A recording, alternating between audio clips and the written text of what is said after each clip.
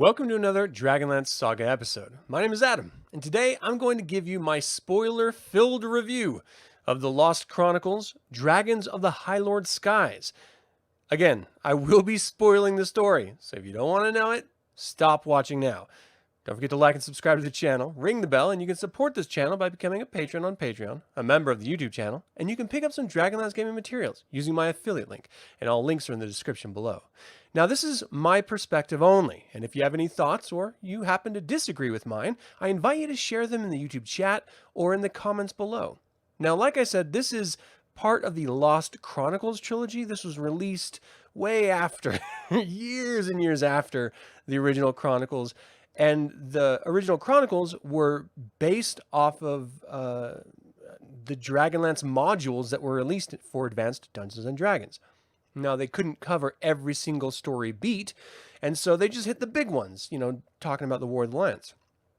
These books here, the Lost Chronicles trilogy, goes back and fills in those holes, those gaps that the modules explored, but the novels did not. And it's some much-needed context for those who really want to understand everything that happened during the War of the Lance, and specifically with the Heroes of the Lance. But they're also just really great books. So again, this is the second in the trilogy, Dragons of the Highlord Skies. And what I'm planning to doing here anyway, is to read you my written review, which gives a synopsis as well of the novel. And then afterward, I'll just sort of talk about it a little bit. And hopefully if you guys want to jump in and give me your thoughts about the book if you've read it, or just Dragonlance in general, you're welcome to, and I appreciate it. All right, here we go. Dragons of the Highlord Skies is broken into 4 books. One half of this novel can be seen as Kidiar's political maneuverings. She is obsessed with the memory of Tanis Half-Elven after she discovers he was reported in the company of his old flame Lorana. Kidiara cannot handle being lied to and not having the full desire and attention of a man on her, so she goes seeking the truth of Tanis and Lorana and in turn puts herself in a position that will define her future. Meanwhile, the other half of the novel is primarily about Lorana finding and embracing her destiny as a leader and a warrior, Sturm realizing his destiny as a knight of Solamnia, and the Dragon Orb being taken from the castle in Icereach to Solamnia. Book 1 consists of Takesis wanting Lord Soth to enter the war, and Soth saying that he will if a Highlord can survive a night in Dareguard Keep. Takesis sends a vision to all of her Highlords, and as yet none have taken the bait. Lord Ericus is getting the Dark Queen's armies ready for winter, sort of pausing all campaigns until spring, but his new consort, a human female wizard named Iolanthe, wants him to send her to Solamnia to corrupt the Knights of Solamnia by tricking them into collecting the Dragon Orb from Icereach and trapping them within its power like they did with Lorak in Sylvanesty. Ericus sends Kidiara instead, as he wants to keep her busy after refusing to entertain her plan to capture the High Claris Tower and then the city of Planthus. Now, Kidiara is successful, and afterward, she travels to Pax Tharkaz to find a replacement Highlord in Verminard's stead. She meets Viewmaster Toda and gathers information about her old friends, the Heroes of the Lance. Ericus suspects she might have actually had something to do with Verminard's death, and her friends being the murderers would look really, really bad. So she learns that Lorana is with Tanis and grows jealous, as she still loves Tanis, or at least, the very least, the idea of him loving her. She travels to Icereach and delivers Ericus' orders to Feelfast, the dark elf from Sylvanesty, who has been placed as a guardian over the Dragon Orb there. He's a High Lord. Kidiara ends up killing the Guardian, nearly dying in the process, and receives dispatch from Ericus and Toda. She learns that the heroes have left Thorbarden and are en route to Tarsis. She leaves Icereach to head to Tarsis, which connects with Book 1 of Dragons of Winter Night. Now, what I did is read through the first book of Dragons of Winter Night, which is halfway through it, and then picked up this and read this all the way through so that there was a little bit of a cohesive connection of story. That's going to break down, and I'll get into that after this review is over. In Book 2, Knights of Solamnia, Derek, Aaron, and Brian travel to Tarsus looking for a secret library, which is said to have information about the dragon orb Kitiara tricked them into searching for. They run into an ascetic named Lilith, who Brian then falls in love with. She asks them to find a kender that is on a bounty list with the other heroes of the Lance for killing Verminard. They agree so that she will then help them. They search the library to no avail. Then they hear the heroes are arrested and find them being brought to justice as they kidnap Tasselhoff. Now, Tasselhoff reveals that the glasses he was given in Thorbarden by the dragon, and Lilith asks that he helps Derek translate those books in the library. They find the dragon orb information and run into Tanis, Flint, and Sturm and Alana Starbreeze. Now, this is the same conversation and series of events from Dragons of Winter Night as the city is attacked by the Red Dragon army. It's just from a different perspective. Tanis, Flint, and Taz run to their friends at the inn, and Derek, Brian, and Aaron chase after them. Afterward, Derek outs Sturm for not actually being a knight to his friends, for not helping him take Tasselhoff to Ice Reach with them. Now, this is primarily about Sturm, his reputation in Solamnia, and how the other knights see him. Gunther Uthwistan sponsored Sturm, and Derek Crownguard rejected him. So it reveals Sturm as being the true knight through his actions, rather than the desire for positions of power that Derek is motivated by, even while sharing the tragic information of his family and land to explain his demeanor. Book 3 deals with both Kitiara and Laurana primarily. Kitiara is summoned after the sacking of Tarsus to Naraka for a Highlord meeting that her Mount Ski refuses to take her to. The meeting turned out to be a trap of Erika's to capture and charge Kitiara with treason for killing Lord Verminard. Now, Fealthas, the Dragon Highlord in Ice Reach, sent a letter to Erika's accusing her of it, and with Erika's existing suspicion, that's all that was needed to convict her. They ended up putting her in a holding cell for the night in order to be executed the following morning. Now, in a desperate plea, she calls out to Takesis to save her, and in return, she will then travel to Daregard Keep to bring Lord Soth into the war on, of course, the Queen of Darkness's side. Laurana heads to Icewall with Elistan, Flint, Gilthanas, Brian, Aaron, Derek, and Sturm. Derek grows more and more obsessed with the dragon orb the closer they get to it. They run across an ice bear being killed by draconians, and the knights run them off. Then Elistan actually heals the bear, garnering its favor so that the ice folk then take the companions in and join their cause. Brian sees how much of a true personification of the Knights of Solamnia Sturm actually is, and ends up making him his squire. Now, this infuriates Derek, but the dragon orb is much more important to him. Now, Fealthas has actually set a trap for the companions, and the dragon orb sends alluring dreams to Derek. When they end up assaulting the ice castle, Derek and the companions hunt for the dragon orb, fall into the trap, and are attacked by a large pack of wolves led by Fealthas in wolf form. Brian and Aaron fall, and Laurana ends up killing Fealthas with the frost reaver that was gifted to her. Derek collects the dragon orb. They abandon the companion knights' corpses in order to escape with his prize. Book 4 is a short finale and a fitting bookend to the novel, dealing with Kitiara's difficult journey to Daregard Keep. She nearly gives up after long hardships trying to find food and deal with the elements, and is at last confronted by the Dark Queen herself, who calls her dragon Ski to her. Kitiara then flies to Daregard Keep and confronts Lord Soth, fighting to the bitter end. However, Lord Soth sees her courage and sheer will, and actually bends his knee to enter her service. Now, there is enough action and world building in this novel to make it a worthy read. But to get the insight into the dragon army's political scheming, the reality of the reality of the knights in the Knights of Solamnia, and the elves and humans' distrust and biases that prevent them from working together, actually make this a must-read for any fan of the War of the Lance era. This gives an immeasurable amount of character growth for Laurana, context for Sturm, and an introduction to Kitiara that reminds me as a reader why I love these characters. I actually teared up when Brian acknowledged Sturm for the knight he is, when the Ice Chieftain presented Frost Reaver to Laurana, foreshadowing her destiny and that awful moment on the High Clearest Tower. And when Taz flies into a frenzy to protect Flint from an attacking wolf, and the final outcome of that battle. Now, I've always been drawn to heroic last stands, and as a veteran myself, I can't help but reflect on our real-world heroes that do the same things in conflict around our world even today. The darkness that is ever present in our world is constantly being fought at the cost of our brothers and sisters, sons and daughters, and even fathers and mothers. They serve so that we can have the privilege of finding indulgence in small things like this novel.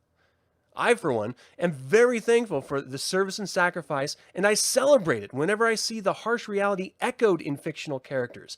And like I've always said, I think the best fiction is just an echo of reality.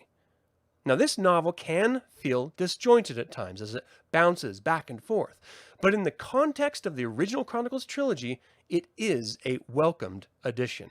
I highly recommend Dragons of the Highlord Skies to any fan of Dragonlance. And that is my review. So, John, thank you so much for joining live. Javier, how you doing? Thanks so much for joining in. That's actually going to be not the next review, but let me talk about the sort of the chronology of the Lost Chronicles, because it is a little bit broken, right? So, Dragons of the Dwarven Depths fits perfectly between Dragons of Autumn Twilight and Dragons of Winter Night, but this book actually fits perfectly in the middle point of Dragons of Winter Night. But to your point, John, Dragons of the Hourglass Mage is actually concurrent with Dragons of Spring Dawning. And so there is no really great place to say it fits in when it's happening at the exact same time as the other novel. So what I'm going to end up doing is, I read the first half of Dragons of Winter Night, then I read this. I'm going to go back and read the second half of Dragons of Winter Night, give you my review for that, and then I'm going to read Dragons of the Hourglass Mage, and then finish it out with the final Spring Dawning novel in order to complete this sort of dual trilogy review that I'm doing here. Sturm was always one of those characters for me that I struggled with, because I've always been drawn to those sort of stoic, quiet, strong, silent, heroic types. That's the paladin that will face against all odds. And Sturm always kind of felt a little underdeveloped. But I really think in the reflection of the other Knights of Solamnia in this novel, it gives him so much more character development and so much more. We get a little bit more insight into why he acts the way he does and why he's doing the things that he does. It makes me love him as a character infinitely more than I did before. And it also, is going to make it that much more tragic when I finish the next book. So, I don't know. In Laurana, being able to see her trajectory, she grows more than any other character in this entire dual trilogy. Even more than Raistlin, in my opinion. Because she goes from being a spoiled little brat with nothing but just stars in her eyes for Tanis into becoming the Golden General at the end. She becomes this heroic warrior who doesn't need anything. She doesn't need Tanis Half-Elven, for example, but she's always going to leave that place in her heart for him. And I just love seeing, in her own mind, through her own thoughts, how she feels at these different points in her life, and how, those decisions that she has to make, why she makes them, and the realizations that she comes to. It's a really, really great, it's a great character moment, if you like character development. Kevin, thanks for joining live. How you doing, man? I do too. And it did for me as well. That's fantastic. That's why I'm going back and rereading all these, because I've already read all these before. This is me.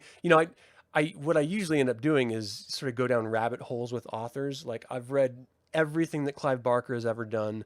I love Bret Easton Ellis.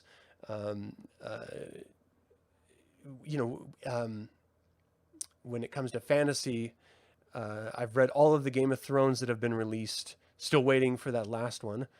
The Song of Ice and Fire books, anyway.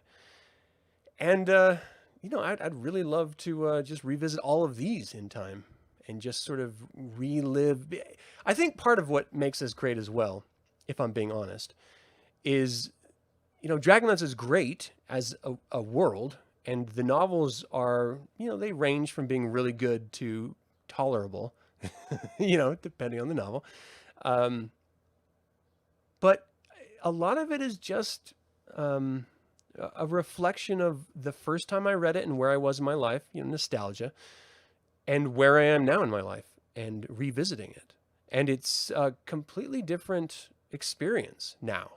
And I'll get into this in the review of Dragons of Winter Night when I get around to it next. But that battle on Tarsus was so much more powerful the second time I read it, infinitely more impactful. So, yeah. Kitiara, how you doing, History Paul? Thanks for joining live, man. Kitiara is awesome. Like, she is like genuinely awesome. Even Erika's, he's convinced that this dragon Highlord that he's actually slept with, that he has in his confidence, is actually going around and killing his other Highlords. He's convinced that she's turned against him, and still, even then, he can't help but think, what a woman. What a woman. Like, he's still in love with her as an individual after he believes that she totally turned on him and respects her more for it. Like, that's just amazing. She's got Tanis pining after her, and he's been gone for 5 years from her. Who pines after someone after having been split up for 5 years? Ilanth is pretty dope as a character too. Like, she is pretty great. How's it going, Echo? Thanks for joining live. I appreciate you. I really like her too, because again, everyone in the Dragon Highlord armies, they're all vying for positions of power, and they're looking down the road about how they can benefit themselves, what evil horse character they're going to be backing in order to, really have it help their career ultimately. And I really like that moment where she ends up being the one that breaks Kitiara out of the temple. And she's like, look, I was going to turn against you. And what I realized is that I actually really like you. I think you're a really strong person, and I dig it. Paraphrasing there, of course. How you doing, Freddie? Thanks for joining live, man. So yeah, she's great too. And again, this makes me love Ericus even more, because you get to see those vulnerable moments. He's not just this looming evil figure. He actually has doubts about choices that he makes. And you get to see the strategies that he's employing in this war. And even as successful as he's been up until this point in this book, there's little things, you see the might of the Dark Queen's army starting to fracture a little bit regionally, which is really kind of interesting. Will I ever review a bad Dragonlance book? Yeah, for sure. I will absolutely tear apart a bad Dragonlance book. I got to find one that's bad enough to make it fun and not just depressing. You know what I mean? Because I got to invest my time in reading it, or rereading it for that matter. I want to make sure it's going to be entertaining. So it's got to be like a travesty of a Dragonlance book. So any suggestions you guys have of like the worst Dragonlance book, let's get into it. Let's have some fun with it. Because the truth is it's easy to just hold everything Dragonlance on a pedestal, but it's not honest. It's not real. There's some really terrible things about this setting that just didn't work right. For a lot of people, that's the Saga role-playing game section. Or for some others, that's the 3.5, or it's 2 second edition, or it's the original modules that they just can't stand. So there's a lot of pieces to this saga that, we just really don't like. But that's okay. Being open and honest and having fun throughout your fandom, you're going to run into that. And you have to just sort of accept it, roll with it, you know what I mean? You don't have to like everything in it. Just enjoy those that you do. I struggle with that in the Star Wars one, because, oh boy, I was not happy with the last films and some of the series that have been released. But for the most part, I absolutely adore everything that Star Wars is, you know? And I'm kind of the same way with Dragonlance, though it's easier for me to forgive in this saga for some reason. It's your emotional support trash fantasy. And your I like that phrasing. Dragonlance is your emotional support trash fantasy. I love that. I think that's going to be interesting too, Freddie. But you know what? No matter what they do, if they do a wonderful job or if they do a terrible job or if they keep ignoring it, we still have everything that's been done already, like this book, and we can continue to celebrate it. My dog's freaking out because apparently the mailman's here. So that's all I wanted to talk about in Dragons of the Highlord Skies. Just give you my review and a little bit of background about how I feel about it. I hope you guys have a fantastic week. I've got my Dragonlance setting episode dropping tomorrow. It's a little bit different. I hope you're going to appreciate it. And until next time, Slán Javar.